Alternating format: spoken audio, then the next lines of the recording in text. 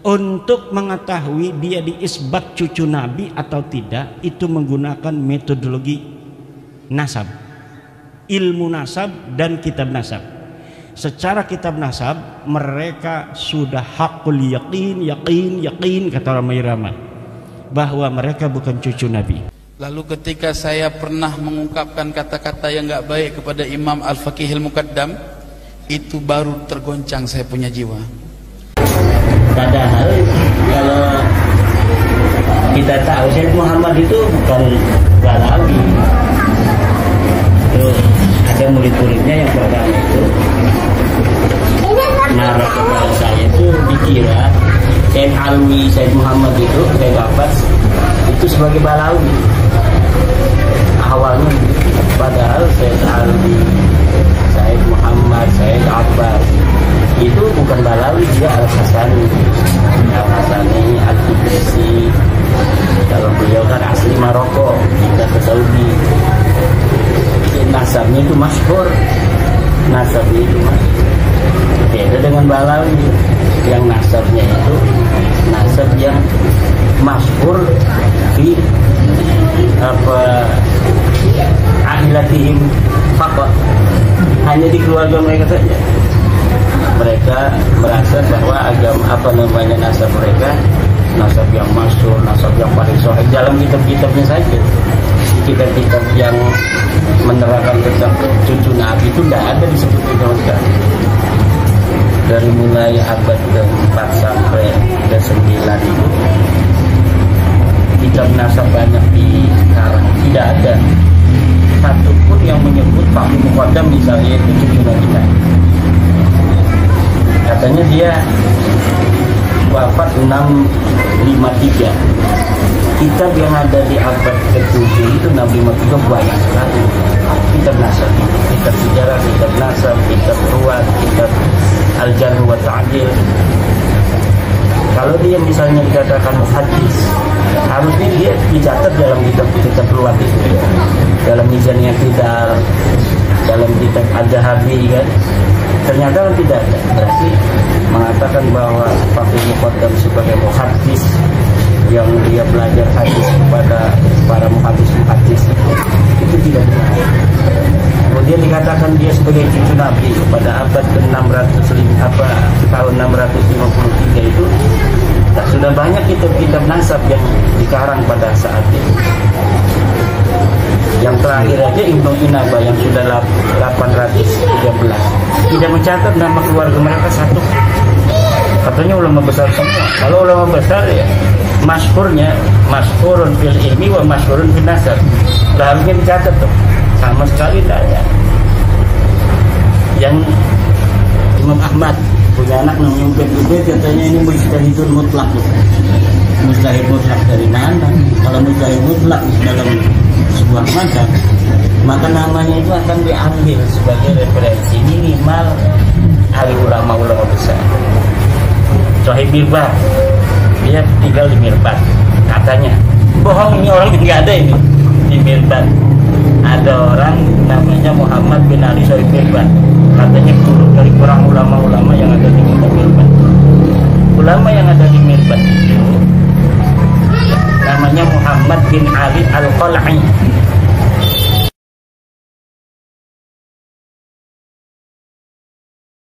Untuk mensahihkan nasab Alawi dari abad ke-5 Hijri sampai abad 15 Hijri sampai hari ini.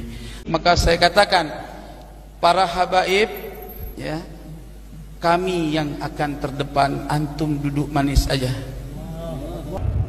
Untuk mengetahui apakah mereka ini nama-nama yang disebutkan sampai Ahmad bin Isa itu sosok historis, orangnya betul-betul ada atau tidak, itu menggunakan pendekatan historis, yaitu melalui menelusuri nama-nama keluarga mereka ini dalam kitab-kitab sejarah.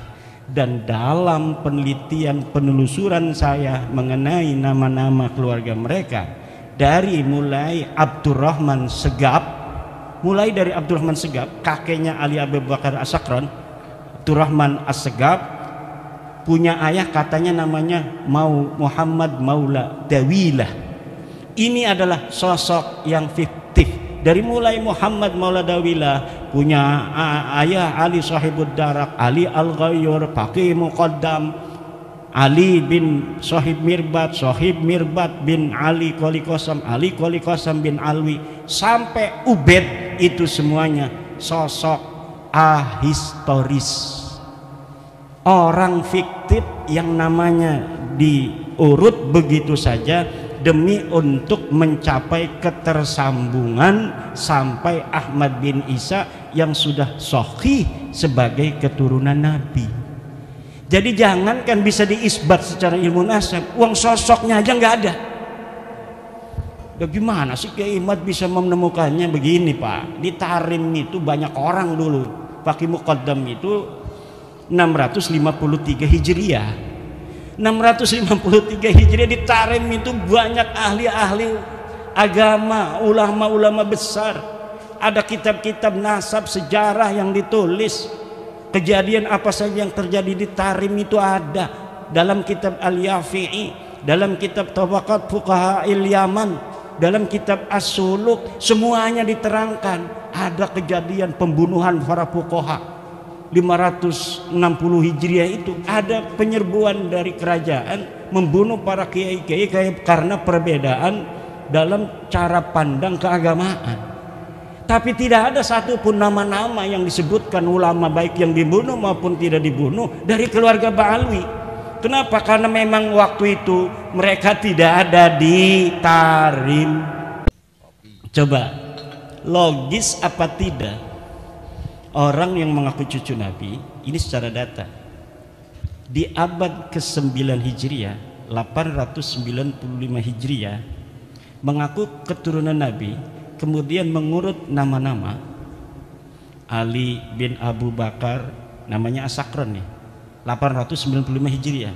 Nama saya Ali bin Abu Bakar bin Muhammad bin Abdurrahman As-Sigab bin Maula Dawilah bin Ali Sahibud Darak bin Ali Al-Ghayyur bin Faqih Muqaddam bin Ali bin Muhammad Sahib Mirbat bin Ali Qoli Qasam bin Alwi bin Muhammad bin Alwi bin Ubaid bin Ahmad bin Isa. Ahmad bin Isanya 345 Hijriah. Sementara di abad-abad itu sudah banyak kitab nasab. Di abad keempat katanya Alwi ini hidup 400 Hijriah, berarti abad kelima. Di abad kelima sudah ada kitab Tahdhibul Ansab karya Al-Ubaidili 435 Hijriah. Tidak ada di sana mengatakan Alwi ini adalah cucu daripada Ahmad bin Isa. Ahmad bin Isanya disebutkan dia punya anak, kemudian keturunan sampai beberapa keturunan, tapi tidak menyebutkan Alwi ini, buyutnya Rizik Syihab itu, sebagai keturunan baginda Nabi besar Muhammad. Ada juga di abad kelima itu kitab Muntaqilah At-Talibiyah kalangan Ismail Toba-Toba. Ismail Toba-Toba itu 470 Hijriah. Tidak menyebutkan juga bahwa Ahmad bin Isa punya anak namanya Ubaid. Ahmad bin Isanya disebut dia punya anak namanya Muhammad, dia punya anak namanya Ali, tapi tidak disebutkan dia punya anak namanya Ubaid. Kemudian kitab Al-Majdi 490 Hijriah karya Al-Umari tidak juga menyebutkan Ahmad bin Isa punya anak namanya Ubaid. Ubaid punya anak namanya Alwi yang jadi Ba'alawi, nggak ada. Kemudian naik ke abad ke-6 yaitu 597 Hijriah karangan seorang pakar usul fikih, Imam Fakhruddin Ar-Razi. Beliau juga seorang ahli tafsir, punya kitab tafsir Mafatihul Ghaib, punya berbagai macam kitab sejarah dan lain sebagainya.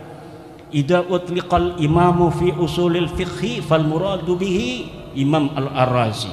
Kalau dimutlakkan nama al-imam, qala al-imam dalam kitab-kitab usul fiqih, itu maksudnya adalah al-Imam Fakhrur Razi.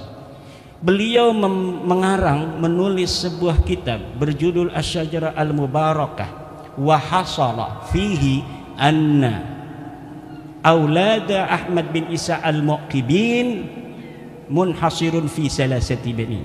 Anaknya cuma 3. Siapa? Muhammad, Ali, Husain.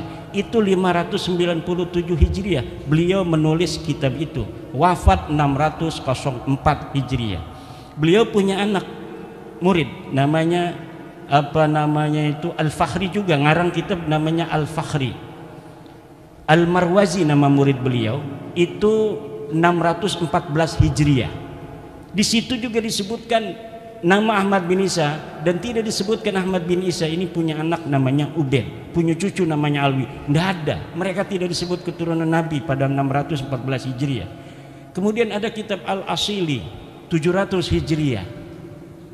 Kemudian ada kitab As-Sabatul Muson 787 Hijriah. Kemudian ada kitab Umdatul Talib As-Sugra 828. Ada kitab Umdatul Talib As-Sugra karya orang yang sama, Ibnu Ainabah 828 Hijriah. Sampai abad ke-8, abad 9 awal ini tidak ada orang yang menyebutkan ahli nasab itu bahwa Ba'alawi keturunan baginda Nabi besar Muhammad SAW. Padahal mereka sudah ada itu di abad 9 itu, mereka sudah mulai mengaku sebagai turun Nabi. Ali bin Abu Bakar As-Sakran ini sudah mengaku keturunan Nabi di abad 9. Tapi orang-orang Yamannya saja itu tidak ada yang mencatat mereka sebagai keturunan Nabi di abad 9 itu. Maka saya sebutkan ada 550 tahun kosongnya riwayat antara pengakuan dan orang yang diaku. Orang yang diaku 345 Hijriah, mereka mengaku 895 Hijriah, hitung pakai kalkulator 550 tahun. Itu kalau kita mau kasihan. Itu versi kasihan itu 550 tahun itu. Versi yang tidak kasihan dalam ilmu nasab itu, dalam ilmu nasab, sebuah kitab sejarah la yuqaddamu bihalin ala ma yusbituhun nasabun. Ilmu sejarah, sejarawan tidak bisa didahulukan dari apa yang telah ditetapkan oleh ahli nasab. Sedangkan Ali As-Sakran ini ngarangnya kitab sejarah tasawuf dan amalannya. Maka walaupun ada susunan dia menyebutkan nama-nama sampai Ahmad bin Isa, itu sebenarnya dalam ilmu nasab tidak dianggap sama sekali. Adanya nama mereka itu muncul dalam kitab nasab, dalam kitab Tuhfatut Talib 996 Hijriah. Itu kalau dihitung 651 tahun. Cuma dalam kitab Tuhfatut Talib yang menyebut nama-nama mereka itu, Alwi sudah ada di situ tuh. Karena kan mengakunya 895 Hijriah. Kemudian 996 Hijriah ada masuk nama dia. Masuknya apakah berdasarkan maraji? Tidak. Orang yang mengarang kitab itu Tuhfatut Talib namanya As-Samarqandi mengatakan, saya melihat fi ba'dit ta'aliq, dalam sebagian kertas-kertas ta'liq. Jadi bukan berdasarkan maraji dari kitab-kitab, tetapi berdasarkan apa yang dia temukan dari kertas yang ada di pinggir jalan. Dia nemuin aja, wah ada nih bin, masukin aja supaya kitab saya agak banyak lah. Itu hanya begitu saja. Di dalam ilmu nasab, ida urifal wadi'u intafal istidlal. Apabila ditemukan dan diketahui pemalsunya, maka istidlal itu hilang. Nah, kitab Tuhfatut Talib ini tidak bisa untuk dijadikan referensi. Kenapa? Walaupun dia kitab nasab, tetapi penulisnya sudah iktiraf bahwa dia mendapatkannya bukan berdasarkan maraji dari kitab-kitab sebelumnya. Sedangkan di dalam kitab nasab, nasab itu bisa diisbat hanya oleh kitab-kitab nasab. Jadi kitab-kitab nasab yang ada di sejak masa 199 Hijriah, Abnaul Imam fi Misra Wassam, itu Abnaul Imam kitab aslinya yang kemudian pada abad ke-5 dipalsukan, katanya ini karya Yahya bin Ismail Toba-Toba, padahal itu karya Ibrahim Toba-Toba yang wafat 199 Hijriah. Itu sudah ada kitab nasab. 199 Hijriah sudah ada kitab nasab. Ditulis semua keturunan Imam Hasan dan Imam Husain. Gak bisa orang masuk sembarangan. Kemudian ada kitab Nasabu Quraisy, ada kitab nasab Bani Quraisy, ada kitab As-Sam'ani tentang nasab, ada kitab Siri Silsilatil Alawiyah 340 Hijriah karya Abu Nasr Al-Bukhari. Tapi di situ bukan masa di mana Ahmad bin Isa hidup, jadi kita nggak pakai sebagai dalil. Yang kita pakai dalil mulai daripada kitab nasab yang bisa diakses paling tua, yaitu Tahdzibul Ansab karya Al-Ubaidili 435 Hijriah. Jadi kitab-kitab nasab itu sudah menafikan mereka sebagai turun Nabi. Ini kata Hanif Alatas, kalau tidak ada yang menyebut, itu bukan berarti dia tidak ada. Kalau misalnya ada yang menafikan bahwa Alwi bukan cucu Nabi di abad 5, baru bisa diterima bahwa Alwi itu bukan cucu Nabi. Tapi tidak ada orang yang menafikan Alwi sebagai cucunya Ahmad bin Isa di abad ke-5. Alasannya begitu. Kalau Kiai Imad bisa menemukan satu kitab yang menafikan katanya Ubaid sebagai anak Ahmad bin Isa, Alwi sebagai cucu daripada Ahmad bin Isa, baru itu sahih. Kalau tidak ada yang menafikan, tidak, kata saya. Coba lihat dalam kitab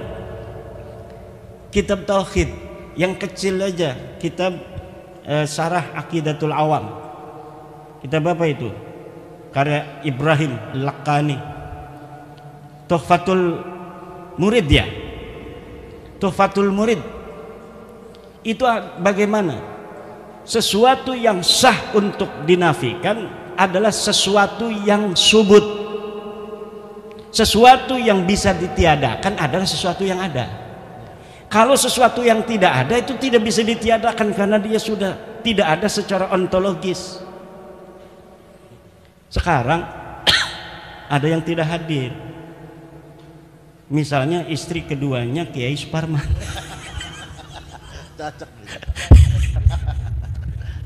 Istrinya ada, makanya saya candain. Misalnya Kiai Suparman punya istri 2, misal yang hadir cuma permaisuri, ada misalnya namanya Mesaro, misal. Kok masyarakat tidak ada? Nah, tidak ada itu karena memang tadinya ada. Tapi kalau memang sesuatu itu tidak ada, maka bagaimana sesuatu yang tidak ada kemudian kita nafikan? Itu dalam teori filsafat itu tidak logis. Kalamun ghairu mantiqiyyin. Kalam yang tidak mantiki, yang tidak logis. Tidak masuk akal. Nah, ini akan panjang ini karena semuanya sudah paham. Nanti kita di dalam diskusi aja bahwa begini kesimpulannya. Untuk mengetahui dia diisbat cucu Nabi atau tidak, itu menggunakan metodologi nasab, ilmu nasab dan kitab nasab. Secara kitab nasab mereka sudah hakul yakin kata orang Irama bahwa mereka bukan cucu Nabi. Untuk mengetahui apakah mereka ini nama-nama yang disebutkan sampai Ahmad bin Isa itu sosok historis, orangnya betul-betul ada atau tidak, itu menggunakan pendekatan historis, yaitu melalui menelusuri nama-nama keluarga mereka ini dalam kitab-kitab sejarah. Dan dalam penelitian penelusuran saya mengenai nama-nama keluarga mereka, dari mulai Abdurrahman Segaf, kakeknya Ali Abu Bakar As-Sakran, Abdurrahman As-Segaf punya ayah katanya namanya Muhammad Maula Dawilah.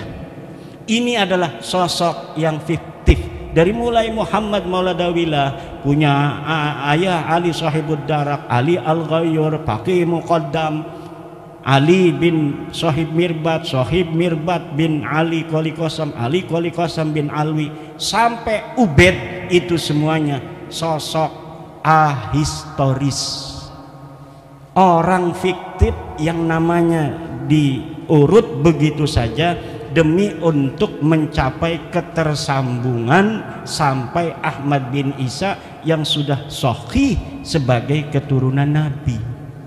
Jadi jangankan bisa diisbat secara ilmu nasab, uang sosoknya aja nggak ada. Bagaimana sih Kiai Ahmad bisa menemukannya? Begini Pak, di Tarim itu banyak orang dulu pakai muqaddam itu 653 Hijriah. 653 Hijriah di Tarim itu banyak ahli-ahli agama, ulama-ulama besar. Ada kitab-kitab nasab sejarah yang ditulis. Kejadian apa saja yang terjadi di Tarim itu ada dalam kitab Al-Yafi'i, dalam kitab Tabaqat Fuqaha Yaman, dalam kitab As-Suluk, semuanya diterangkan. Ada kejadian pembunuhan para fuqaha 560 Hijriah itu, ada penyerbuan dari kerajaan membunuh para kiai-kiai karena perbedaan dalam cara pandang keagamaan. Tapi tidak ada satupun nama-nama yang disebutkan ulama baik yang dibunuh maupun tidak dibunuh dari keluarga Ba'alwi. Kenapa? Karena memang waktu itu mereka tidak ada di Tarim. Mereka belum ada di Tarim. Mereka pindah dari India masuk itu sekitar sebelum abad 9 Hijriah, beberapa puluh tahun sebelumnya. Kemudian menyusun sebuah kekuatan di situ, kesejarahan palsuin semua ulama-ulama di sana, direbut nasabnya orang, kemudian yang direbutnya itu diingkirodkan. Ini mereka kan nyantol ke Abil Jadid, ulama Hadramaut, Syarif Abul Jadid. Nasabnya diambil, Abul Jadidnya dihancurkan. Bahwa Abul Jadid ini tidak punya keturunan hari ini abad 9. Sama juga dengan Wali Songo. Wali Songo diambil itu sejarahnya, dibelokkan nasabnya ke Hadramaut, keturunannya dihilangkan bahwa mereka tidak punya keturunan. Ini yang akan terjadi kalau tidak ada bab nasab 2022 dan tidak ada Kiai Suparman Abdul Karim di Lampung. Ini yang akan terjadi karena beliau yang awal-awal mengambil nyamber itu dari Banten. Luar biasa, antara Lampung dan Banten persahabatan yang tiada akhir.